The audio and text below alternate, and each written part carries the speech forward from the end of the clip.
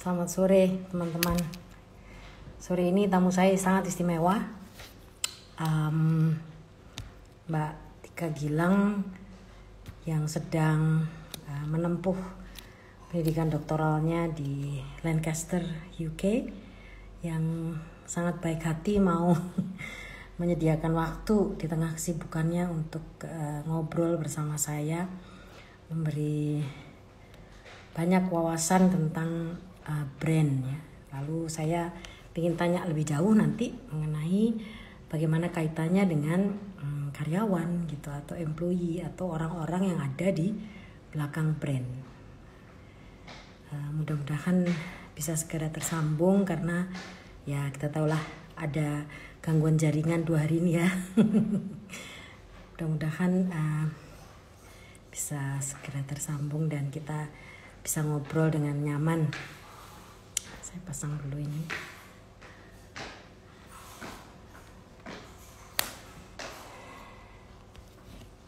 Makasih Desire sudah datang sore ini pertama kali. Wah, yes, Mbak Tika sudah.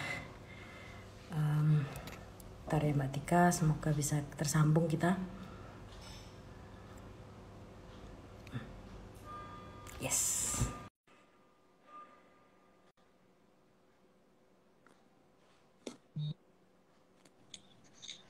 Halo, selamat sore. Akhirnya, aduh seneng sekali saya. Akhirnya ya Mbak Santi ya. Saya biasanya lihat wajah ini di IG live orang lain dan di IG live Mbak Tika sendiri. Sekarang ternyata ada di IG saya. Yeay. Aduh, mudah-mudahan tidak mengecewakan. Gak bakal. Aduh. Mudah-mudahan wifi-nya mensupport ya. Ya, saya tadi lagi nyari-nyari spot, nyari-nyari apa namanya, segala macam.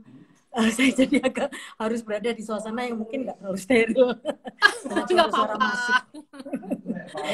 Ya, terima kasih teman-teman yang sudah gabungan. Oke, Mbak Tika, kita mulai aja ya, mumpung lagi stabil nih koneksinya. Mbak Tika ini sedang ada di Indonesia tapi ya sekarang ini ya. Iya, betul. Aku apa lagi. Artinya? Kenapa Mbak? Lagi pulang artinya sedang apa? Memang melanjutkan risetnya gitu, atau ada apa? Memang ada waktu cuti gitu, atau apa istilahnya? Memang masih lanjut sih, karena kan kemarin itu juga visa aku sebenarnya habis, kan diperpanjang lagi Mbak. Cuma waktu itu Inggris justru lagi dalam keadaan tidak kondusif ya. Karena Desember tahun lalu itu Inggris lagi parah-parahnya. Kita nggak boleh kemana-mana, terus juga ke kampus juga nggak boleh. Terus aku mikir, aduh daripada mahal ya, rent dormitory di sana kan mahal dan kita nggak bisa kemana-mana juga, ya udahlah di Indonesia aja. Masih, tapi masih tetap bisa melanjutkan risetnya dan bisa apa namanya, prosesnya ya. Nah itu luar biasa. Jadi saya sih melihatnya sebagai sebuah perjuangan yang luar biasa gitu, karena untuk bisa mendapatkan ilmu, mendapatkan pengalaman dan kedalaman suatu topik itu Anda luar biasa. Saya kagum dari sisi itu gitu, sampai akhirnya belajar jauh gitu ya untuk mendalami suatu bidang yang sangat spesifik. Dan saya mengikuti Instagramnya Mbak Tika, betapa Mbak dan Mas Arto dan beberapa orang lain itu yang sangat-sangat mencintai produk lokal. Jenama ya, saya belajar jenama itu dari Anda loh Mbak. Istilah jenama. Dari Mas Arto dibilangin, bahasa Indonesianya brand tuh bukan citra loh, Tik, bukan merek gitu kan, kita taunya merek ya. Rupanya ya memang sama Mbak Santi gitu. Oke, sip. Nah, saya nih Kenapa Mbak? Sorry. Kompas salah, sorry, yang membahas pertama kali, karena itu kosakata yang sebenarnya baku tapi tidak pernah dipakai oleh orang umum gitu. Lucu ya? Ya, justru saya juga baru tahu malah gitu ya. Tapi bagus bahwa saya akhirnya tahu gitu, ada kata yang khas Indonesia untuk menyampaikan pesan mengenai brand gitu, dan brand Indonesia. Saya juga belajar banyak mengenai itu. Nah, khusus tentang itu dan kaitannya dengan PhD Anda kaitannya dengan bidang yang saya cintai, yaitu internal communications, employee communications. Nah, kayaknya ada sesuatu yang waktu itu justru Mbak Tika sebenarnya yang raise this issue mengenai bahwa di balik brand itu kan memang pasti banyak manusianya lah ya, produsennya, orang yang memikirkan inovasi pertama kali, kemudian membuat desain dan segala macam gitu. Nah, sebenarnya lalu kalau di tengah kompleksitas itu gitu ya, karyawan gitu itu sebenarnya ada di mana sih harusnya Mbak menurut Mbak Tika? Oke, langsung nih aku didar-dar-dar Mbak Santi. Sebelumnya makasih banget kesempatannya dan pertanyaannya nih, aku seneng banget Mbak Santi karena sebenarnya di Indonesia sendiri mengangkat diskusi employee sebagai the key in brand itu jarang terjadi. Mungkin sebenarnya sering tapi konteksnya itu di HR ya. Jadi kalau kita orang marketing ya bahas ini gitu kan. Brand ini aku kasih sebagai background dikit ya Mbak Santi, boleh ya? Yes. Ini fluid. Kalau aku boleh menggambarkan bentuknya itu fluid. Jadi kemanapun dia ditaruh tuh kayak kucing gitu. Ditaruh mangkok aja dia bisa muat, ditaruh ini dia bisa muat, gitu. Dia bisa cocok, dia bisa bagus. Karena memang ilmunya itu kontekstual. Sehingga tapi banyakan konteks itu dibahas dalam ruang lingkup pemasaran, dalam ruang lingkup selling, dalam ruang lingkup penjualan gitu. Finance sendiri itu salah satu fungsi yang menggunakan brand dan itu cukup menarik tapi masih jarang dibahas sama orang Indonesia juga. Nah, sekarang resource ya. Kalau brand sendiri di dalam konteks employee itu sebenarnya kunci penting. Karena kan hari ini yang namanya brand itu kekuatannya itu tidak hanya dengan produk yang berkualitas, tidak hanya penyedia jasa yang luar biasa, tetapi engagement. Nah, engagement inilah sebenarnya yang terjadi dan dijembatani oleh orang yang namanya karyawan atau bahasa Inggrisnya employee gitu kan. Either itu blue collar, white collar, you name it lah. They part of the engagement process. Nah, ini yang sebenarnya sudah dikuasai benar oleh brand-brand besar. Aku boleh sebut nama ya. Hanya kemarin bahas Lexus, dia mengatakan salesnya itu brand ambassador. It's not only a sales, it's a brand ambassador, which is a rare thing gitu ya di Indonesia mengatakan dia brand ambassador. Kemudian Disney. Kayak Mbak Santi pernah bilang gitu kan, Disney juga is a part of brand ambassadornya dia. Bahkan semua orang yang kerja di Disney itu kayaknya happy banget untuk menceritakan kerjaan dia di situ. Walaupun kita tahu backgroundnya kayak apa juga kita tahu ya, namanya kerja nggak ada yang gampang lah ya. Terus siapa lagi? House of Fraser program namanya sudah kembali lagi Mbak Santi. Namanya employee referral program. Jadi gimana kita bisa membuat word of mouth, mereferral produk-produk yang memang menurut dia tuh oke gitu. Tapi memang dibikin programnya sehingga konsumen dan employee tidak dianggap sebagai manipulatif lah. Karena itu kan ranahnya etis ya, dan Inggris tuh sangat sensitif di dalam. Jadi kalau pertanyaannya di mana posisinya employee di branding, di garda depan sebenarnya. Exactly. Memang seharusnya di situ ya Mbak ya. Mendengarkan tadi paparan Mbak, mungkin tadi agak tersendat sedikit, tapi saya dapat overallnya gitu ya. Dan lagi-lagi memang negara maju dan produk atau brand yang ekuitasnya sudah sangat kuat itu benar nggak Mbak bahwa mereka ternyata juga di dalamnya karena ada faktor acknowledgement terhadap peran employee ya. Ekuitas brand itu berarti ada salah satu unsurnya adalah itu, betul ya? Betul, karena kan memang di dalam financial report, di dalam penilaian performa sebuah perusahaan, kita nggak boleh lupa Mbak Santi bahwa yang dinilai itu juga seberapa menariknya perusahaan kita untuk menggait talent-talent berbakat, ya. Jadi ada yang namanya employee branding, ada yang namanya employer branding. Employer branding kita, gimana cara kita membranding diri kita sebagai karyawan gitu kan. Employer branding itu Disney tadi, Ya. Lexus. Kalau di Indonesia tuh salah satu contoh yang aku pun ikut ada di dalam fenomena itu. Hmm. Ingat nggak Hmm. Trans TV, Mbak Santi? Dulu generasi Hmm. aku, walaupun digajinya tuh ya nggak setinggi itulah, tapi tiba-tiba dulu kan kalau nyari kerja tuh kan ke Balirung di UI, di ITB gitu yang ngantri-ngantri. Saya ngerasain itu dan saya ngeliat gitu ya. Saya selalu ngelihat dari atas dulu, baru saya nanti ke boots yang menurut saya oke nih gitu kan. Dan itu yang selalu rame Hmm. itu bank ya, oke Hmm. lah, memang bank itu kan dari dulu selalu reliable untuk pekerjaan. Kedua itu Trans Ya. TV. Trans TV tuh nguler kayak apa begitu saya coba gitu ya, gajinya nggak seberapa, job desk-nya gila-gilaan, tetapi di Hmm. situ positioning dia sebagai employer berhasil karena dia berhasil mengkomunikasikan entah apa yang dia komunikasikan waktu itu. Generasi saya berbondong-bondong pengen menjadi part of the crew gitu. I see, I see. Oh ya, itu menarik ya. Employer branding juga bagian dari apa namanya keseluruhan ini wawasan ini ya sebenarnya. Karena kan in a way memang apa sih branding itu kan artinya ya mengkomunikasikan jati dirinya kan sebenarnya gitu kan ya. Siapa dia, apa yang bisa diberikan oleh orang lain, added value-nya kemana gitu kan ya.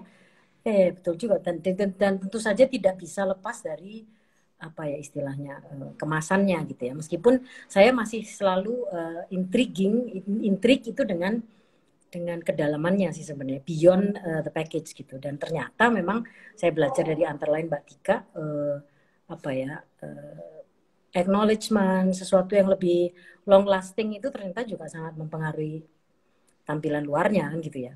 Nah, sebelum kita lebih lanjut nih sebenarnya nih, saya harusnya tanya ini di awal. Mbak Tika kan memilih brand ya, research khusus ke brand PhD di Lancaster UK ya. Boleh tahu nggak sih Mbak kenapa sih mainnya jauh benar? Sebenarnya sih karena gini, karena branding itu kan kalau kita bisa lihat penelitiannya Mbak dan juga secara historikalnya itu kan ada di Eropa atau di Amerika. Tapi di Amerika itu kalau aku baca jurnal-jurnalnya itu selalu dia lebih ke aplikatif ya, dia lebih pragmatis gitu loh. Temuan-temuannya itu kayak resep lah ya, kayak Peter Drucker di strategic management gitu kan, kayak Kotler dan Orpis gitu, itu masih bagus dikasih dikasih apa scientific approval habis itu kan. Ada juga yang cuma permodelan nggak ada scientificnya, cuma karena waktu itu idol nggak ada model sama sekali dia keluar dengan itu. Lalu kenapa Inggris? Ya, sebenarnya alasannya saya suka bola Mbak Santi. Kalau alasan personal, jadi saya mau mendekat dengan stadion-stadion bola di sana. That's part of branding tuh. Tapi Yes, kemudian yes. budaya ya, bahwa dari kecil saya itu dekat dengan budaya Inggris tuh dalam arti kata saya baca novel detektif tuh udah kayak apa gitu, dan saya seneng sama dua tokoh di sana. Itu ada namanya Wolf Olins, dia salah satu pendiri brand consultant ternama di Inggris, dan saya suka pendekatannya dia. Nah, sekolah-sekolah di Inggris pun kalau brandingnya itu macem-macem, Mbak Santi, dia niche kali gitu ya. Ada yang membahas produk saja, ada yang membahas secara membahas internetnya. Halo, nah gitu. Tapi kalau pertanyaannya kenapa Iya. jauh, karena saya pengen mendekatkan diri juga pakar-pakar yang memang mendalami itu semua gitu. Dan memang kan sejarahnya brand itu juga banyak diceritakan di Inggris, Mas Andi. Sejak revolusi industri itu kan dia harus mengerti yang namanya branding kan. Dari situlah I aku tuh see. merasa oh ini negara yang menyenangkan untuk kita belajar di sana. Walaupun aku rasa sih semua negara, even Indonesia, punya lah institusi-institusi yang luar biasa untuk mengajarkan ini. Kalau kata dosen aku dulu gini, belajar branding itu gratis, yang mahal itu sertifikatnya, uang gedungnya, wisudanya. Nah, Oke, iya benar juga ya. Aduh, nggak stabil nih. Oke. Anyway, baik, terima kasih. Jadi memang karena ada sesuatu yang sangat niche gitu ya, dan ada personal reasons dan apa yang nanti Mbak Tika apa yang diharapkan akan dibawa pulang ke Indonesia nih dari apa yang Anda Wah, akan pelajari? ini pertanyaan level Udah Miss kayak ini Universe. saya udah kayak juri-juri entah Miss apa. Kalau aku selalu menganggap diri aku ini sekarang kayak amfibi ya, hidup di dua dunia. Jadi di Indonesia aku hidup di sini juga dengan kultur Asia dan Southeast Asia gitu ya. Di Inggris pun aku sempat 5 tahun, itu bukan waktu yang sebentar, ditambah aku master di situ 1,5 tahun gitu kan. Yang aku berharap itu sebenarnya complementary Mbak Santi. Jadi aku berharap aku ini kayak jembatan. Jadi in a way Inggris mau belajar dari Indonesia lewat aku bisa, in a way Indonesia mau belajar ilmunya apa secara produk, secara sejarah, secara place, anything gitu kan, tergantung. Nah itu dia, branding itu fluid, jadi agak-agak palu gada gitu, apa lu minta gue ada. Gitu. Iya. Iya. Oke, menarik. Oke, jadi apa namanya? Jadi selain belajar, mendapat ilmu, tapi juga sembari sebagai attaché kali ya, diplomat. Ya, Jadi kalau penghubung. bahasa kerennya attaché. Ya, ini ada pertanyaan tapi nanti dulu, nanti saya akan baca, ada dua sih yang nanya karena masih belum nyampe ke situ. Oke, nah sekarang kita kembali ke apa namanya topiknya gitu. Lalu tadi Mbak Tika udah cerita betapa brand itu fluid dan apa namanya bahwa karyawan di situ ya karena dia garda depan gitu ya. Tapi seperti yang kita mungkin sepakat gitu ya. Bukan sepakat ya, artinya paling tidak kita sama-sama sadar gitu bahwa belum banyak perusahaan itu yang apa ya, mengedepankan ini gitu. Mereka terutama di Indonesia ya belum terlalu kelihatan assertiveness gitu untuk menyebut bahwa my brand itu it's you loh gitu. You have to Anda adalah duta loh, Anda tuh penting. Bisa nggak Anda mengartikulasikan produk di mana Anda bekerja misalnya gitu. Itu menurut Mbak Tika itu aduh ini Oke. Kalau konteksnya Indonesia ya, halo? Ya, suaraku jelas ya? Ya. Iya, tadi Abang agak sempet berhenti, Oke. Mbak. Kenapa? Gimana? Boleh.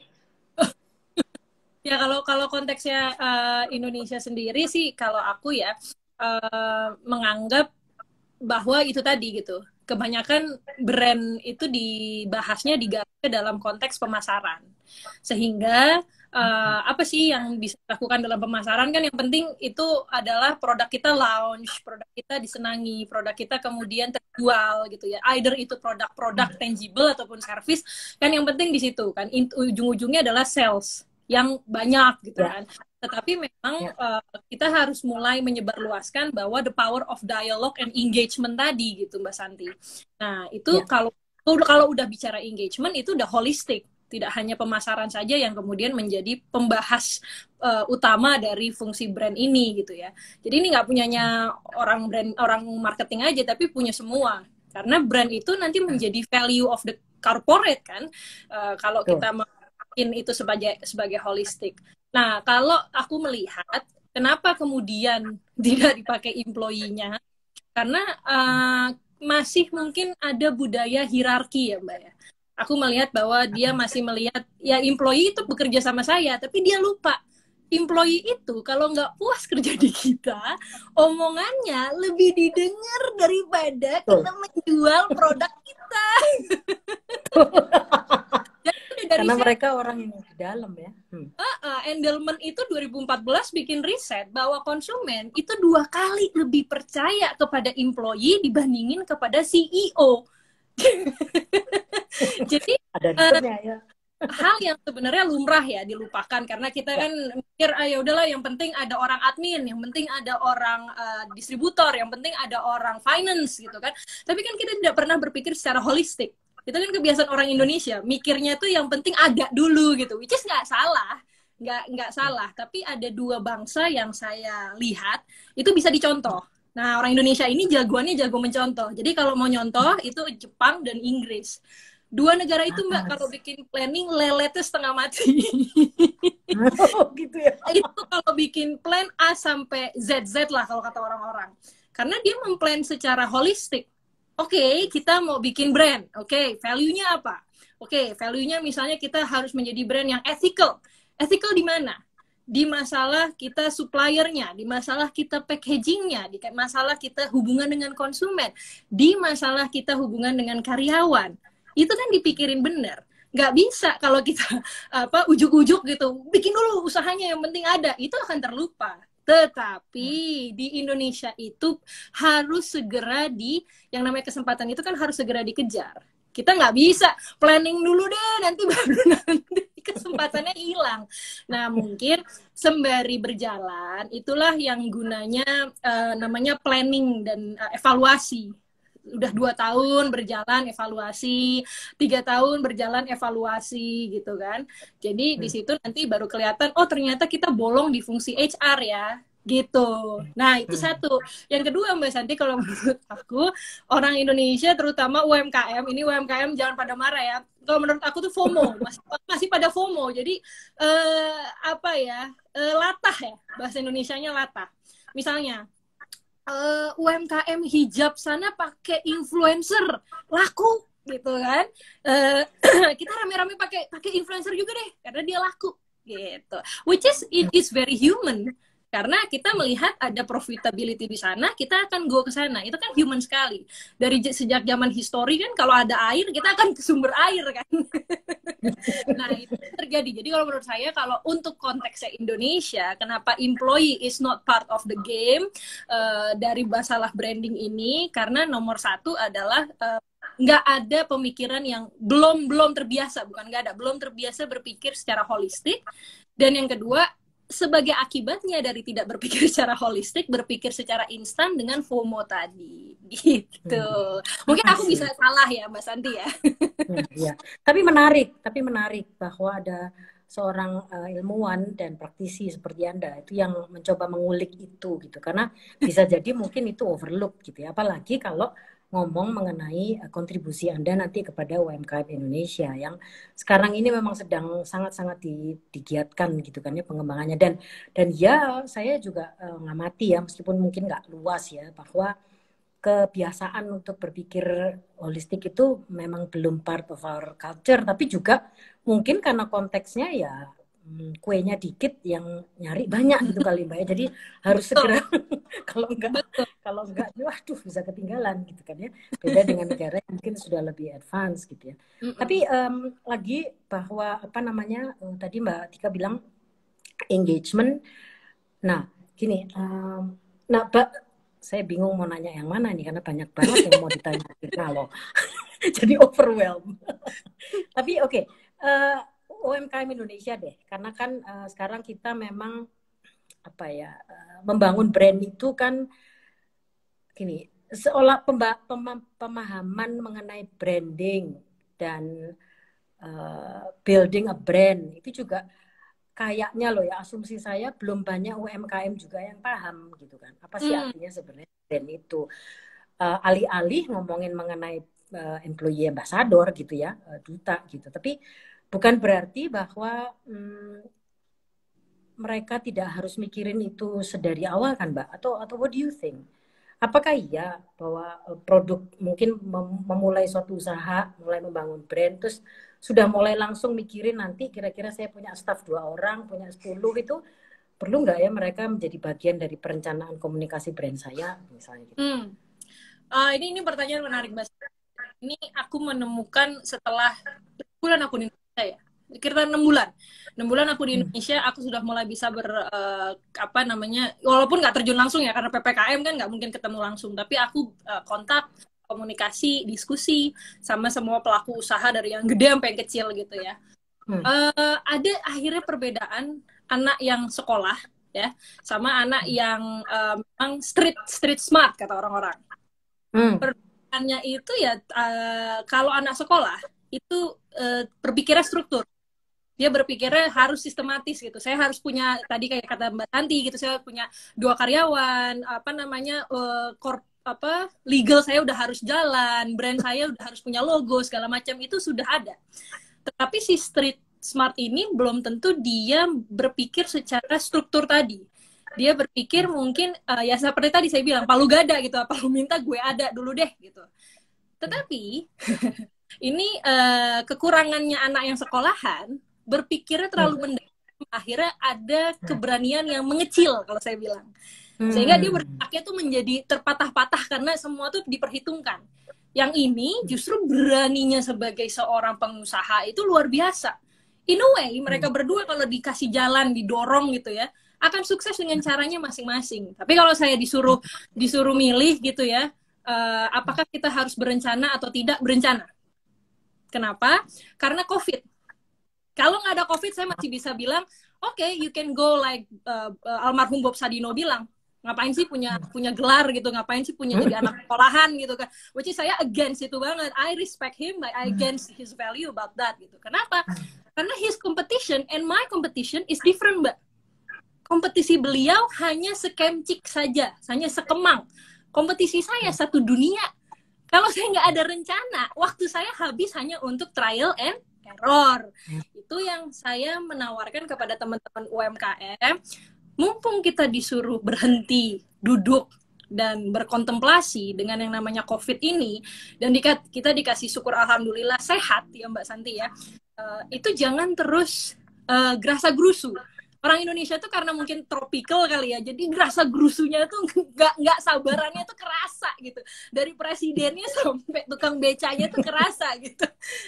Padahal bangsa ini kalau mau duduk sebentar aja berpikir, berencana, berkontemplasi, mengkritisi, itu akan luar biasa. Dan kita dikasih Tuhan, ini blessing in disguise ya, walaupun memang dampaknya luar biasa COVID ini, duduk manis itu tadi. Sebelum kita nanti berlari sekenceng-kencengnya menerobos ke tengah jalan akibat COVID gitu. Dan di UK pun kelihatan brand-brand yang berhenti dan menyesali gitu ya, bahasan Jawanya tuh nesu sama Tuhan lah. Kenapa sih Tuhan saya dikasih COVID gitu kan, saya jadi nggak bisa usaha. Sama orang-orang yang believe gitu ya, there is a good things tomorrow and I will actually achieve that tomorrow gitu. Dan itu kelihatan orang-orang yang nggak berhenti berusaha, yang semangat, yang berencana, dia begitu sorry kata border itu di lemak, nggak terlalu diperketat kayak kemarin, dia akan lebih duluan larinya dibandingkan mereka yang hanya ya tadi itu nesu saja, tidak berencana, tidak belajar, tidak merencanakan. Ya itulah bedanya. Jadi kalau pertanyaannya Mbak Santi, apakah harus berencana? COVID mengajarkan saya harus. Apapun itu. Mau itu personal gitu ya, dari mulai kita berbicara berkeluarga, berbicara tentang investasi keluarga, sampai sifatnya yang negara sekalipun udah nggak bisa gerasa-gerusu lagi. Wow, jadi ini ya memang banyak juga orang yang mengambil hikmahnya sih ya dari COVID ini, dan Mbak Tika menambahkan satu lagi gitu, baik untuk UMKM, untuk kontemplasi, dan artinya mengajari kita untuk, atau dikasih berkah waktu yang lebih banyak untuk mikir lebih holistik sedikit lah ya, termasuk apakah memasukkan apa tuh namanya pertimbangan mengenai duta brand ini tadi ya, employee as brand ambassadors gitu. Nah, lalu kalau sekarang meningkat sedikit dari UMKM nih ya, tapi masih sama-sama di area yang sama. Perusahaan-perusahaan menengah nih misalnya, menengah ke atas sedikit ya di Indonesia, yang sudah punya brand gitu, yang sudah punya konsumen, mulai naik sedikit-sedikit, dan karyawannya juga mulai banyak gitu ya. Kira-kira apa ya menurut Mbak dari sisi brand yang harus mulai mereka pikirin juga nih untuk bisa memperkuat apa tuh pengetahuan, knowledge, product knowledge lah gitu istilahnya ya, kepada karyawannya, supaya mereka tuh ya akhirnya bisa mencapai kayak Lexus gitu, jadi atau Lexus atau Disney atau mana yang dia apa namanya punya otoritas mungkin ya, dan punya authentic articulation gitu kali ya, untuk cerita gitu mengenai produknya itu. Nah, itu apa ya yang kira-kira harus mulai dipikirin gitu oleh perusahaan-perusahaan ini? Nah, ini mungkin sebagai tips ya Mbak Santi, mungkin aku juga nggak di buku teori kali karena Tadi sempat coba review dulu karena aku belum pernah membahas tentang employee branding sebenarnya gitu. Tapi sebenarnya kan konsepnya sama ya. Which is kalau merencanakan sesuatu itu atau ngomongin tentang brand itu secara konsep sama, konteksnya aja beda-beda gitu kan. Kalau sudah kelas menurut aku kan berarti dia punya sumber daya kapital berupa dana yang agak lebih luas daripada sumber daya teman-teman kita yang UMKM. Walaupun menurut saya UMKM juga nggak ada salahnya mencoba membuat karyawannya menjadi ambasador. Justru malah UMKM yang menggunakan karyawannya buat promosi. Ya. Betul, tapi kalau kelas saya justru meminta lebih terstruktur ya. Jadi ada programnya. Jadi ada programnya yang mana itu dilalui dengan proses kalau boleh kayaknya 6 tahap kali ya. Tahap pertama itu mungkin adalah evaluasi atau assessment. Kita harus assess dulu karyawan kita ke kita kayak gimana. Jangan-jangan kita main ujuk-ujuk, tolong ya jadi ambassador saya. Mohon maaf Pak, gaji kemarin aja belum Bapak bayar. Ya kan? Kan kasihan mereka gitu loh. Udahlah tugasnya. Udahlah gaji ditunggak masih suruh jadi brand ambassador pula. Kan kasihan. Jadi harus di-assess. Jadi satu, assess dulu bagaimana pendapat employee kita terhadap perusahaan kita. Nah, kalau yang itu saya harap kita berhati badak ya, Mbak. Alias ya nggak bisa baper gitu. Kalau mereka jujur mengatakan itu ya nggak usah gajinya dipotong, nggak usah nanti dia di PHK, kasihan gitu loh. Jadi ya udah kita dengerin. Kalau itu adalah masalah, sebenarnya itu another blessing in disguise. Karena apa? It's a free reset, gitu kan? Kita nggak perlu riset keluar, dia ngomongin, ini loh Pak, saya ini nggak suka cara kita beroperasi karena tidak efektif. Oke, tidak efektifnya kenapa? Terjadi diskusi. Jadi CEO itu harus kayak komposer, Mbak. Kalau menurut saya, dia harus tahu, oh yang di situ ada biola yang ngaki belum bener nih, suruh latihan lagi. Oh pianonya belum bagus nih, suruh latihan. Dia harus bisa, dia harus peka. Jadi kalau CEO-nya aja nggak peka, ya susah gitu kan. Nah, kemudian akses yang kedua itu digitalnya. Nah, digital ini yang saya antara apa ya, suka nggak suka. Karena nih teman-teman, aku kasih tahu aja, kalau punya sosial media, sekarang hati-hati karena HR banyak yang kepoin sosial media teman-teman. Kalau Facebook gitu ya, dia udah lumrah deh. Tapi LinkedIn tuh mereka perhatiin banget. Gitu. Jadi dia harus melihat gitu ya. Kadang kalau ada seorang konsumen yang saya pernah lihat kemarin bagus sekali Mbak Santi. Nanti kalau aku ketemu lagi aku share. Itu L'Oreal. L'Oreal itu menselebrasi anak-anak baru masuk ya, anak-anak COVID nih, generasi COVID yang baru masuk kantornya dan survive selama 3 bulan harus bekerja WFH gitu kan. Tapi di situ di-celebrate sama dia dan ditaruh di LinkedIn. Dan sama si employee-nya ini karena dia ini milenial gitu ya, keakuannya itu kan penting banget tuh. Nah, di-repost. Nah, dari situ itulah assessment dari masalah digital. Jadi kita meng-assess dia digital appearance-nya gimana. Ada nggak kita diomongin perusahaan kita. Di Amerika itu ada 2 website yang bisa dipakai untuk untuk mengetahui kayak apa perusahaan kita diomongin. jadi kita bisa tahu lah kalau memang employee kita nggak mau ngomongin yang sejujur-jujurnya gitu ya, kita bisa sebenarnya ke arah situ. Nah, habis di-assess itu kemudian di-empowering kalau menurut saya. Jadi di-empowering dengan cara apa? Ya memang kita harus bilang ini ada value-value perusahaan yang kalian harus tahu dan kita pengen you not only learn about the value but believe in that value. Gitu. Karena dari situ nanti dia bisa dengan mudah menyalurkan value itu ke konsumen, ke potensial konsumen gitu ya, ke stakeholder yang lain, masyarakat. Nah, setelah di-empower mungkin ada sedikit kompetisi lah. Misalnya BUMN kan banyak ya, ke Bank Mandiri kalau nggak salah waktu itu aku pernah lihat atau mana ya, yang bikin misalnya kayak Abang None tapi dia itu untuk representasi BUMN. Aku lupa apakah BUMN secara keseluruhan, aku lupa karena aku pernah lihat temanku ada yang ikutan gitu dan itu menurut aku menarik gitu ya. Kompetisi yang menurut aku mungkin kalau nominal monetize-nya nggak seberapa gitu ya, tapi kan itu adalah bentuk apresiasi dan kurasi yang cukup panjang kan, bahwa dia dinilai sebagai orang yang representatif terhadap BUMN, which is itu kreatif juga sih kalau menurut aku. Nah, yang kemudian setelah empowering adalah ya masalah team building ya. Jadi dia memang benar-benar harus diberikan komunikasi yang jelas, kita perusahaan maunya gimana, tapi jangan dia diharapkan untuk perform seorang diri. Dia harus perform secara kolektif kalau sebagai employee. Karena memang the power of employee itu ketika mereka rame, kayak semut lah. Semut kan kalau begitu banyak, dia memang kekuatannya di situ. Yang terakhir adalah ya memang evaluasi lagi. Jadi dari awal sampai akhir gitu. Nah, kalaupun memang mau dibikin program dengan nama kayak House of Rector gitu tadi contohnya, itu harus dikomunikasikan. Dari mulai shareholder sampai tukang sapu di perusahaan, dia harus tahu. Nah, komunikasi itu kan kalau dulu ada intranet ya, Mbak Santi ya. Ada intranet, ada internet kan dulu. Internet itu kan buat perusahaan gitu kan. Nah, itu saya tahu apakah masih ada konsep itu, karena saya suka konsep itu gitu. Dia siapapun, bahkan waktu itu saya pernah magang di salah satu perusahaan di Indonesia ya, saya masuk ke dalam situ, saya tahu obrolannya, saya tahu diskusinya gitu, saya tahu mereka, walaupun bukan yang hal-hal yang sensitif dan private ya, tapi tetap aja kayak misalnya kita mau IPO in another 6 months, tapi nominalnya nggak disebut gitu misalnya, atau kita mau apply kita mau ngasih beasiswa kepada employee kita 10 orang gitu misalnya. Jadi komunikasinya juga harus dijaga. Itu sih kalau misalnya dia itu medium enterprise ya, medium size. Ya. Ada paling tidak ada 6 tahapan lah ya, orang bisa ingat. Dan ini semuanya berkaitan dan masuk akal ya. Sebentar ya Mbak, saya mau coba, ada yang tanya daripada nanti dicuekin terus ngambek.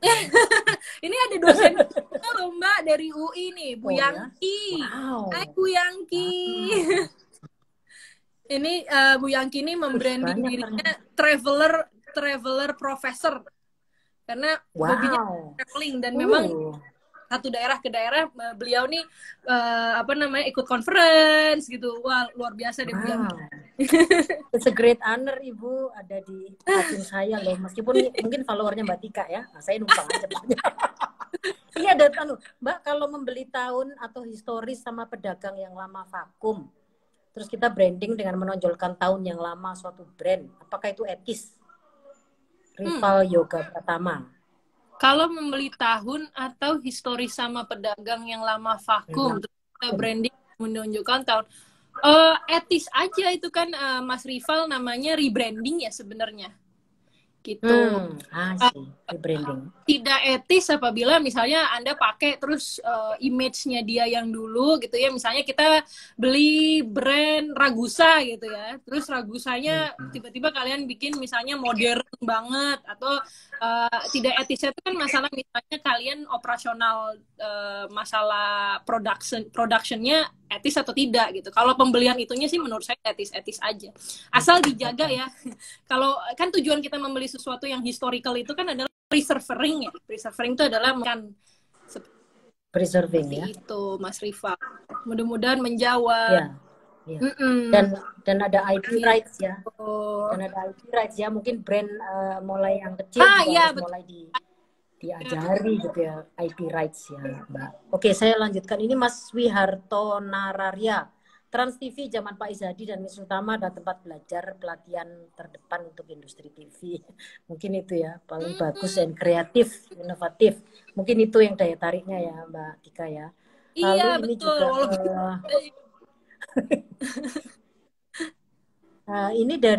ini dari Mbak Wardani Kusuma. Benar nih kalau diskus sama Kak Tika, sering dapat wawasan baru tentang Inggris, kondisi atau case-case di Inggris. Alameta. Biasa. Ini ada Mbak Sobat Army. Oh, Army BTS. Ya, saya tahu BTS. Army itu juga luar biasa, itu brand satu itu anyway. Dia nyanyi di Mbak. Iya. Ini halo Kak Tika. Oh, ini diskusi bareng tuh, diajakin diskusi bareng Mbak Tika. Iya Bu, ayo Bu. Ini Mas Wiharto. Post Cereal di USA juga memakai karyawannya sebagai brand ambassador dan ada campaign-nya. Iya. Lagi-lagi memang brand yang sudah ngetop dan selalu di negara di luar ya. Banyak ya. Gitu ya Mbak ya. Yang memang sudah masuk ke awareness itu. Nambahin nggak? Sebenarnya ada satu lagi Mas Santi. Tergantung CEO-nya. Kalau jadi aku nggak pernah lihat gitu ya bedanya Jeff Bezos dengan Richard Branson gitu ya, walaupun dua-duanya kapitalis kelas luar biasa gitu kan, dan Elon Musk gitu, dan tiga sayangnya nggak ada perempuan gitu. Harusnya ada satu lagi perempuan gitu kan, jadi enak gitu ya. Nah, dan tiga-tiganya itu kan orang barat ya, tapi tiga-tiganya itu membuat kita tuh pengen ada di bagiannya dia gitu, ada di bagiannya perusahaannya. Nah, tetapi ketiga membuat cerita tersendiri buat kita bahwa Richard Branson dengan Elon Musk itu so far dia dengan karyawannya itu tidak dijadikan sebagai seorang buruh ya, tapi sebagai seorang kontributor, sebagai seorang teman. Tadi ada dialog di antara dia dan karyawannya gitu kan. Tetapi kalau Amazon dengan Jeff Bezos ini mulai terjadi selentingan dan komentar-komentar yang negatif. Jadi misalnya penolakan bukan gerai, dia kan inventory Amazon gitu kan. Sudah sekian rupa Mbak Santi dibikin narasi seolah-olah pekerja Amazon itu luar biasa gitu kan. Tapi karena ada beberapa kali kecelakaan gitu ya, dan mereka tidak, ya biasalah, brand kan nggak mungkin minta maaf kan. Walaupun menurut saya nggak salah juga untuk minta maaf kalau emang mereka salah gitu kan. Alhasil terjadi pro kontra untuk menerima itu gitu. Nah itu yang saya pengen sebenarnya teman-teman di kaliber gede unicorn kita untuk juga nggak boleh lupa ya, bahwa employee ini kalau dia menerima kecelakaan dan kita tidak garap dengan baik kecelakaan itu, sorry kata masyarakat akan dengan mudah kena ripple efeknya gitu. Jadi misalnya sorry kata ada pegawai Gojek yang tiba-tiba tidak dibayar dengan, ini misalnya ya, tidak dibayar dengan etis gitu. Dia akan dengan mudah dipakai sama kompetitornya, atau dengan mudah memang publik tidak suka gitu, dan akhirnya itu kan jadi kayak semacam katalis ya. Nah hal-hal kayak gitu yang sebenarnya kalau kita memang memperhatikan employee kita, dengan mudah kita tahu, oh employee gue ada yang nggak happy nih gitu. Jadi tergantung jadi, iya bisa jadi, iya benar juga ya, pelajaran mengenai ini bisa juga menjadi salah satu alat untuk apa ya, evaluasi lah ya, betapa bagaimana sebenarnya karyawan tuh ada di mana sih selama ini gitu kan ya.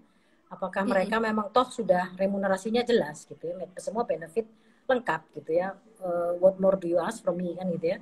Tapi kan ternyata nggak di situ doang gitu, apalagi generasinya berubah ya, dan lanskapnya berubah, terus ada pandemi pula gitu ya. Ya memang Mbak Tika benar, itu about time to contemplate dan melihat kalau dari sisi konteks employee, lalu mungkin sekarang CEO, leaders, owner mulai mikir ya, karyawanku ini sekarang ada di posisi mana sih sebenarnya gitu ya. Dan ngomong mengenai brand itu ternyata bisa sebagai alat juga kan sebenarnya untuk mengukur itu gitu. Tadi Mbak Tika ngomong mengenai 6 tahap itu ya. Terus ada satu kata nih yang menarik gitu, Mbak Tika bilang belief ya. Belief gitu. Jadi kalau buat saya kan orang yang belief itu akan tercermin dari cara dia ngomong sebenarnya gitu ya. Misalnya nih ada produk skincare gitu ya, terus dia pakai, kemudian kulitnya nggak cocok ternyata gitu ya. He or she ya sekarang ya, itu kan has a lot to say sebenarnya mengenai betul. that journey kan, pengalaman itu gitu. Lalu bagaimana kan sekarang perusahaan atau owner atau leadersnya itu kemudian mengcapture itu sebagai bagian dari real stories gitu kan ya. Yang ujungnya nanti bisa menjadi apa ya, bagian dari membangun belief itu gitu, bahwa fine, mungkin memang employee yang intrik gitu ya, kenapa kok saya pakai produk saya sendiri nggak cocok. Jadi sebenarnya ada nggak sih varian lain gitu yang untuk kulit saya gitu. Ternyata ada, karena saya kepo nih, pingin tahu gitu, dan aksesnya ada. Dan bahwa employee di dalam itu bisa dengan free mencari tahu mengenai produknya, itu kan sesuatu yang two ways gitu ya, dan dia punya banyak manfaatnya sehingga nanti dia bisa cerita lebih banyak, sehingga beliefnya akan jadi lebih attach gitu ya, karena dia tahu bahwa ya memang those kind of stories itu mungkin yang perlu juga dibangun ya oleh perusahaan atau pemilik brand. Betul. Dan sebenarnya aku begitu Mbak Sandi pakai contohnya tuh skincare, langsung klik ke salah satu brand lokal, dan itu adalah brand lokal yang aku suka banget ya.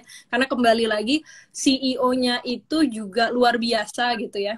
Namanya Lizzy Para. Dia dulu adalah makeup artist. Dia yang punya BLP, by Lizzy Para kalau nggak salah singkatannya. Itu aku suka ngeliatin Mbak Santi bagaimana dia men-treat karyawannya yang notabene hampir semuanya tuh perempuan gitu ya. Tetapi dia suka bikin, misalnya waktu sebelum COVID tuh ada kayak apa, outbound gitu ya. Terus dia suka ada kayak misalnya weekend bersama dengan karyawan-karyawannya, dan itu ada genuinity ya yang nggak bisa dibeli oleh money.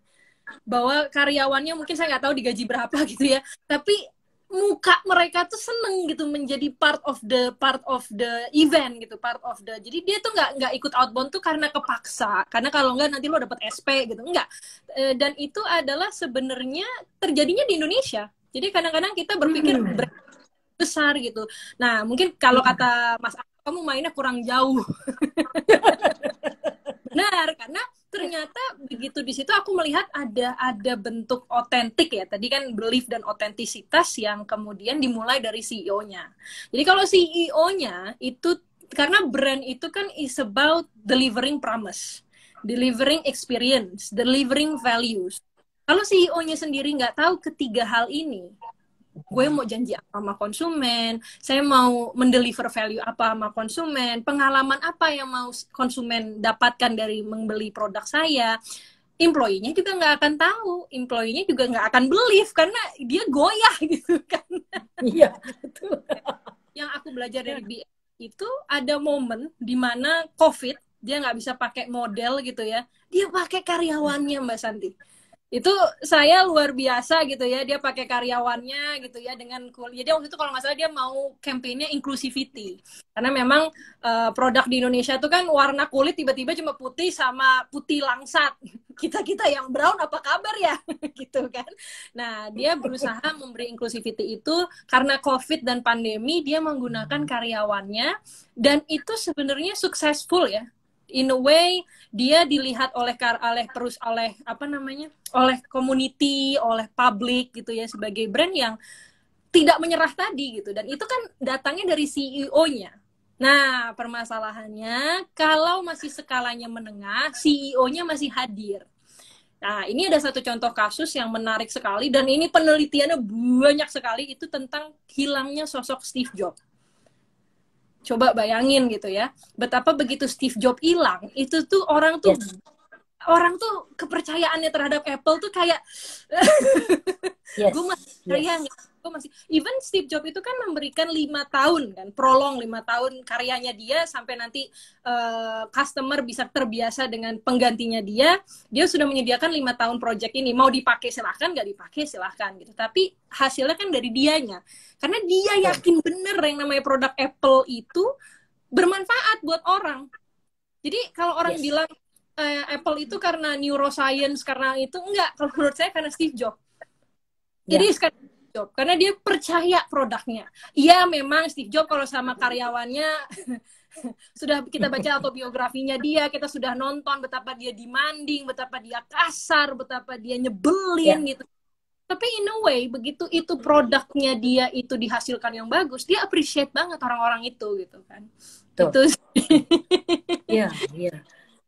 Jadi again mungkin cerita mengenai Steve Jobs sedikit itu membuktikan mengenai the genuinity, authenticity dan belief itu strong sekali ininya ya, dampaknya terhadap bagaimana dia cerita mengenai sesuatu yang dia believe itu kan, in a way gitu ya. Tapi tadi Mbak Tika ngomong nih soal sesuatu yang sangat menarik, menggunakan karyawan, tanda kutip. Waktu itu Mbak Tika pernah ngingetin saya, asal kita harus ingat untuk tidak sampai ke persepsi eksploitasi. Nah, saya ingat tahun 90-an di zaman saya itu ada juga tuh lawsuit yang lumayan gede dan lama, itu karena ada kasus itu. Jadi ada karyawan yang merasa dieksploitasi dan kemudian menuntut. Nah, bagaimana tuh caranya Mbak supaya karyawan tidak kemudian dianggap sebagai cadangan gitu ya, atau ya pada saat butuh aja gitu. Tapi tidak dari awal memang dibangun sebagai bagian dari sebuah brand gitu. Apa yang harus kita waspadai gitu Mbak, untuk tidak masuk ke ranah-ranah eksploitasi? Sebenarnya kan ada ilmu brand yang mulai sekarang trending gitu ya Mbak, kalau di Scholars. Dan aku pun penelitiannya ke arah situ. Bagaimana manusia itu memanusiakan entitas yang tidak hidup. Dalam konsep namanya anthropomorphism gitu. Jadi dia membentuk manusia dalam hal-hal yang tidak hidup. Salah satunya brand. Jadi kita misalnya berteman dengan Volkswagen, berteman dengan BLP tadi, berteman dengan Apple nggak ada, kita sedihnya kayak apa gitu kan. Ibaratnya kita jatuh sama handphone kita jatuh, yang kita cek duluan handphone kita, bukan lutut kita udah bocel apa belum gitu kan itu. Tapi lucu, no one's discuss how brand humanize their customers. Jadi customers itu buat mereka hanya entitas kapitalisnya aja, hanya source of profit aja. Enak aja, tunggu dulu gitu loh. Itu yang di situ saya debat, dialog bersama teman-teman saya di kantor tuh. Jangan cuma satu arah doang dong, konsumen memanusiakan brand. It's easy. Tapi tanggung jawab Anda sebagai brand itu adalah bagaimana Anda memanusiakan konsumen. Nah, disinilah akhirnya muncul agenda otentisitas tadi. Agenda yang namanya, kalau Pak Handoko, pemiliknya M-Block itu yang suka mengatakan tuh, menggaung-gaungkan tuh artisan. Karena apa? Konsumen itu lelah, Mbak. Lelah hanya dianggap sebagai profit maker, profit source. Tapi, sorry kata nih, COVID. How many brands say hello, say how are you to the customers gitu kan? Makanya saya selalu bilang sama teman-teman gitu, waktu era COVID kemarin, waktu saya di Inggris, Mbak saya harus gimana, Mbak saya harus gimana. Keep it going by asking how's your customer doing gitu kan. Apa kabar Bapak, Ibu, Kakak, Adik gitu. Itu hal kecil aja konsumen tuh bisa luluh gitu. In a way, kita memang harus sincere. Makanya tadi kalau kita tidak sincere, tidak otentik, hidup tuh kan kayak pendulum, Mbak. Begitu nggak seimbang itu berasa kan. Tetapi akan ada yang mengembalikan itu ke pendulum lagi, ke tengah lagi gitu. Nah, ini adalah publik. Nah, begitu brand sudah ada di ruang publik, sudah ada di sosial media, brand seharusnya sudah berhati-hati dengan apapun yang dia kerjakan. Produk yang dia bikin harus bagus. Service yang dia bikin harus bagus. Memang harus, udah nggak pakai, ya kalau bisa, enggak, harus. Karena apa? Karena itu tadi yang ditawarkan kan pengalaman, promise, dan nilai. Nah, kalau masalah karyawan, itu pun kita terlihat kan. Makanya kayak BLP tadi. Regardless orang bilang, itu pencitraan aja tuh. Enggak, Mbak. Orang tuh kelihatan mana yang bohong mukanya ya, mana yang genuine. Manusia itu simple. If they love it, they love it. And it's sincere. We can feel it as well. Itu yang namanya empati kan. Yang kita dikasih empati itu kan itu. Jadi kalau Mbak Santi bertanya tuh Mbak masalah eksploitasi gitu ya, internet. Ya gimana kalau masalah eksploitasi itu akhirnya adalah kesadaran bahwa hari ini brand kita tuh dipantau oleh berbagai macam. Udah kayak George Orwell ya dengan novelnya dia gitu kan 1984. Itu watchdog-nya di mana-mana gitu ya, kayak kita kan manusia beragama gitu, kita selalu percaya apapun yang kita lakukan ada yang merhatiin dari atas gitu kan. Nah itu aja, value itu aja kalau udah dipunyai sama seseorang itu akan lebih menyenangkan. Ya memang kalau saya suka diskusi sama teman saya suruh bilang itu naif, Gilang namanya, karena nggak mungkin brand itu tidak berpikiran untuk greedy.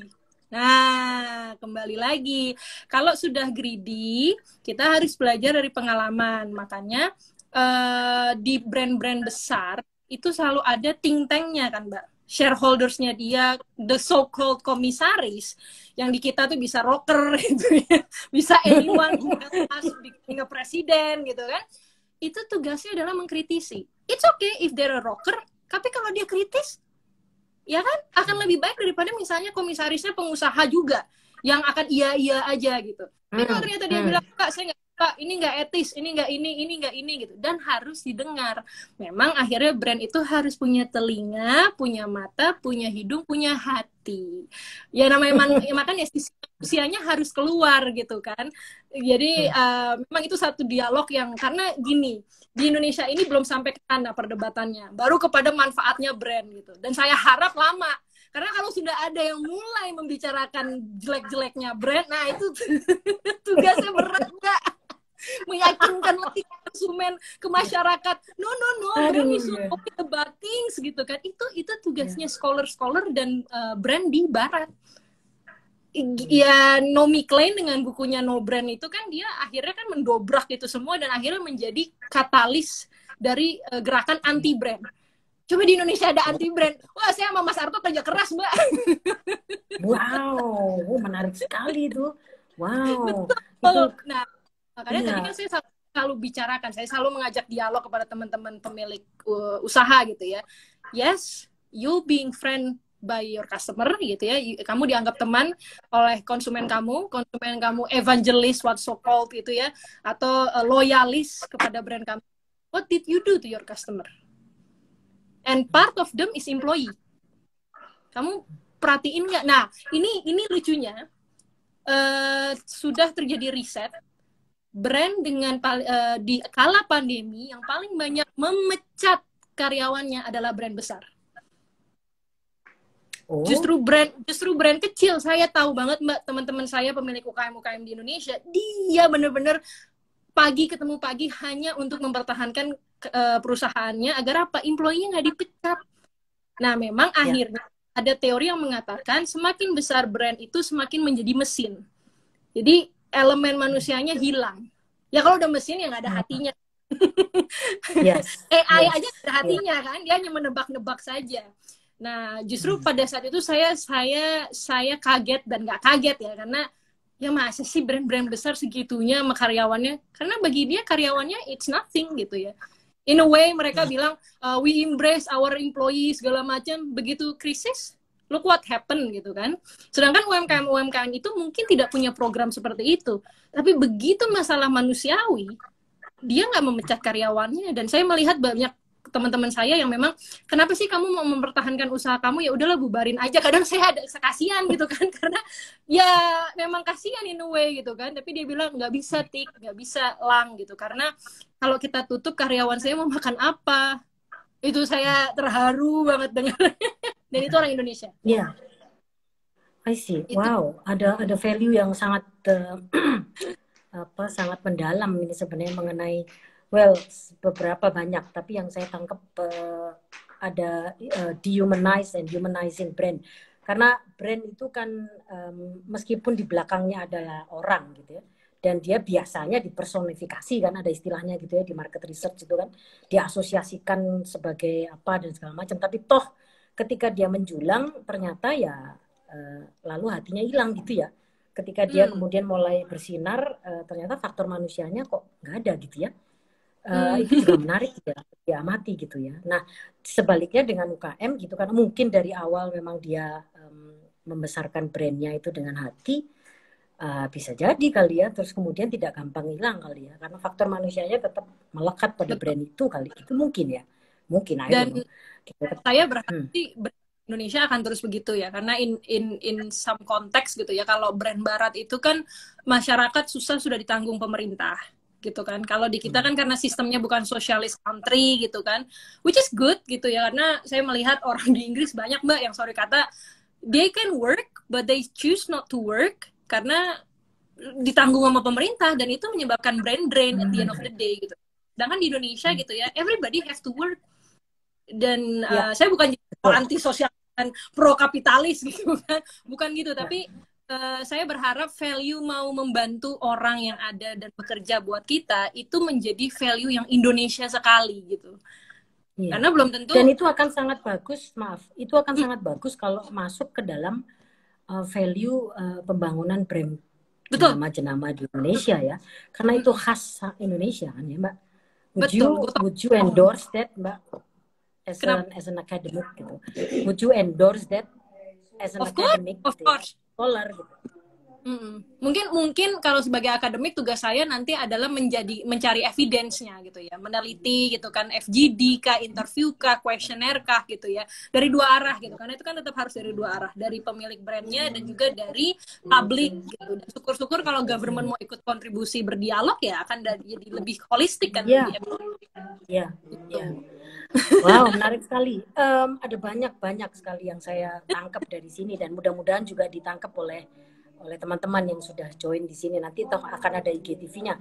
Nah, sayangnya nih gara-gara apa nih wifi tadi itu ya, saya harus mencari ruangan yang bukan punya saya sendiri gitu, sehingga saya harus mengalah dengan yang punya ruangan karena mereka sudah mulai beraktivitas. Jadi ya sayang sekali memang harus diakhiri sampai sini Mbak Tika. Tapi again saya mendapat banyak sekali manfaat bahwa bagaimanapun juga memang brand yang mulai dibangun khususnya untuk Indonesia, values mengenai human di belakangnya dan bagaimana seorang leader, CEO, owner itu juga harus secara deliberate merencanakan ini secara holistik di dalam pembangunan brandnya. Mereka yang belum melakukan itu mungkin akan sebaiknya mumpung sekarang lagi pandemi gitu ya untuk kontemplasi, sehingga kedepannya brand-brand Indonesia yang akan survive adalah mereka yang memang sangat human, yang sangat genuine ya, sangat otentik dan tetap mengedepankan manusianya gitu. Apa namanya, sehingga ketika kita berubah gitu ya, atau karena ada sesuatu yang mengharuskan sebuah brand itu berubah, faktor-faktor yang lebih long lasting itu tidak akan mudah tercerabut gitu kan ya, karena dia lebih hakiki gitu kayaknya gitu ya Mbak. Terima kasih banyak. Ini Mbak Desire, ini ahli manajemen dan keuangan teman saya di Malang nih. Kuncinya genuine, betul. Kemudian sebentar. Masyawal nih Mbak, Bertahan dan berkembang ya, persis seperti value saya tadi. Jadi value-value yang long lasting. Ya, Masya Allah. Terima kasih juga sudah hadir. Mudah-mudahan kita bisa bikin sesi webinar suatu saat nanti ya Mbak Tika, khusus mengenai ini, karena pasti akan kurang nih waktu. Boleh. IG live dia 1 jam.